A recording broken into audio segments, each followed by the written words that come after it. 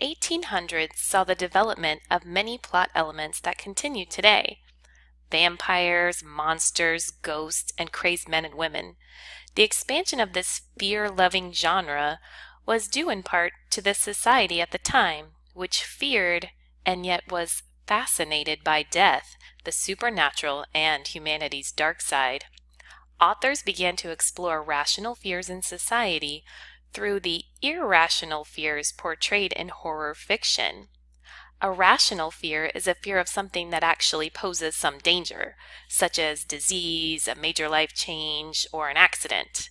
An irrational fear, on the other hand, is a fear of something that cannot actually do any harm, such as mice, monsters, or the number 13. Frankenstein and Dr. Jekyll and Mr. Hyde are prime examples of the common rational fear of scientific advances and experiments. Both works of fiction show an experiment going wrong with the creation of a monster that torments society.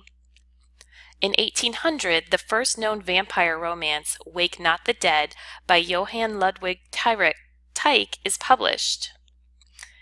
In 1818, Mary Shelley's novel Frankenstein, or The Modern Prometheus, is the very first monster story. Following that, in 1831, Victor Hugo published The Hunchback of Notre Dame, which is considered a truly Gothic novel with its bells and gargoyles. Then, famous Edgar Allan Poe published his short stories from 1839 to 1846 with all things Gothic: death, decay, insanity, ghosts, and live burials.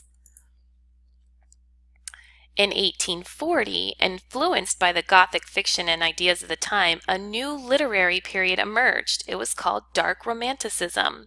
It was a reaction against the optimistic ideas of the literary movement of Transcendentalism. Dark Romanticism questions humanity's goodness and is fascinated by darkness and the supernatural and social and moral decay.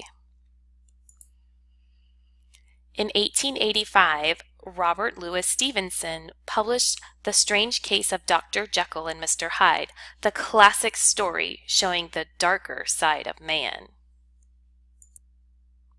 The late 19th century was a time of major social change. The Victorians, known for the contradictions of their era, were at once scientific and superstitious, as well as restrained and emotional. It was a time when many long-held beliefs and practices were being challenged. Some of the developments of the time period can be viewed as rebellious against what had been valued in the past. The Strange Case of Dr. Jekyll and Mr. Hyde, often viewed as a commentary on the times in which it was published, was an instant success. It was adapted for the stage within a year of publication and was wildly popular among the Victorians. Audiences felt that the tale represented the struggles within their society. Optimism and a sense of accomplishment, such as railroads being expanded throughout the British Empire, a powerful military, a postal system that improved the speed of communication.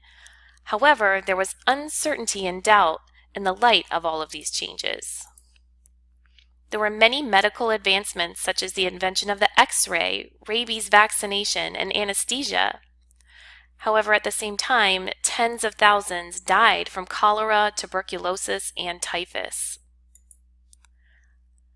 The society was centered around its faith, but at the same time, that faith was challenged by Charles Darwin when he published The Origin of Species, which had some struggling with the doubt of a long-held belief.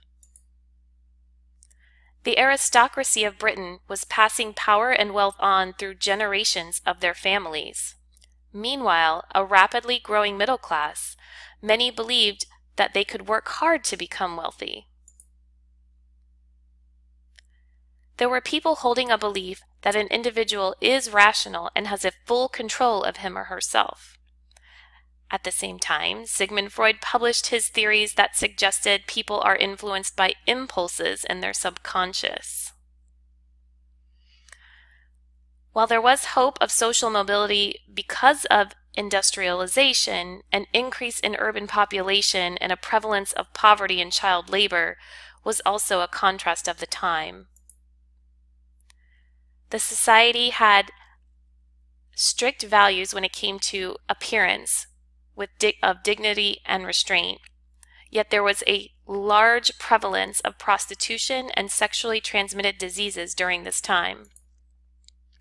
There was a boom in interest in the math and sciences, as well as with a fascination of the supernatural and the emotional.